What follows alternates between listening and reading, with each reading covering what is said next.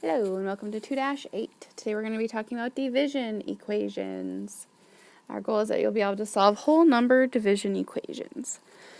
Now, here we have a picture of some scuba divers. It says recreational scuba divers go as deep as 130 feet underwater to view fish and coral. At this depth, the pressure on a diver is much greater than at the water surface. Water pressure can be described using equations containing division. So recall that multiplication and division are inverse operations. If an equation contains division, solve it by multiplying on both sides to undo the division. So we don't really have a math problem associated with the scuba divers, but there is a division connection because you use equations containing division to figure out the water pressure and to see how much they can withstand. So let's get started. So here we have two equations. Let's read the directions first. It says solve each equation and check your answers. So I have the equation y divided by 5 equals 4. So to undo the division, I'm going to multiply both sides by 5. Multiply by 5.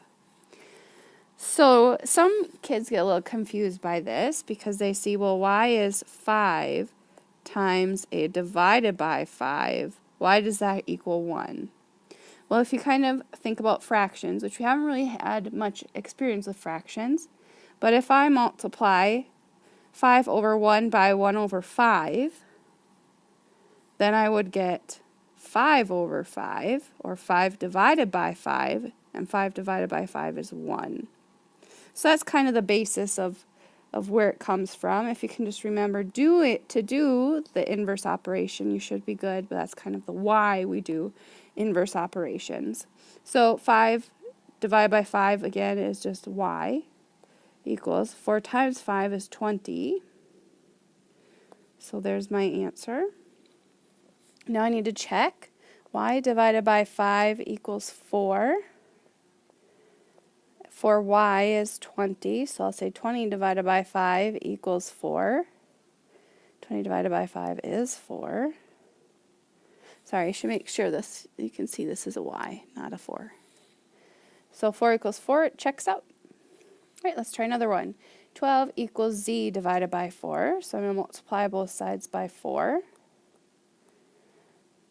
4 divided by 4 is going to cancel out, so I'm left with z on the right-hand side equals 4 times 12.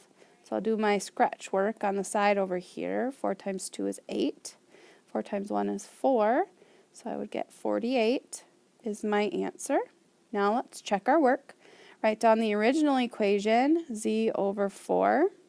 Z divided by 4, I guess I should say. Now instead of a z, I'm going to put 48. Divided by 4 equals 12. And then I'll do 48 divided by 4. Oh, this goes in there once. Multiply and subtract. Bring it on down and bring it on back to the 4. 8 divided by 4 is 2. Multiply and subtract 0. So I do get 12. Oops.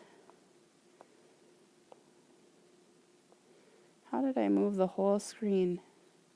Anyways, I will get 12 equals 12. Check.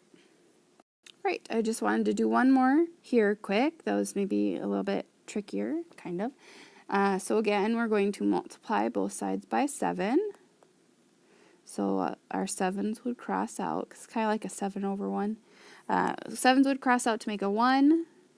Or simplify to make a 1. So I'd get g equals 14 times 7. 7 times 4 is 28. 7 times 1 is 7, plus 2 more is 9. So g is going to be 98. And then I check my answers. So g divided by 7 equals 14. Then I'll plug in my 98. Divided by 7 equals 14. And then I need to solve 98 divided by 7. 7 goes into 9 once. 9 minus 7 is 2. Bring down my 8. 7 goes into 28. 4 times, so I do get 14 equals 14, so it checks out. All right, and that's all I have for you today. Thank you for watching, and we'll see you tomorrow.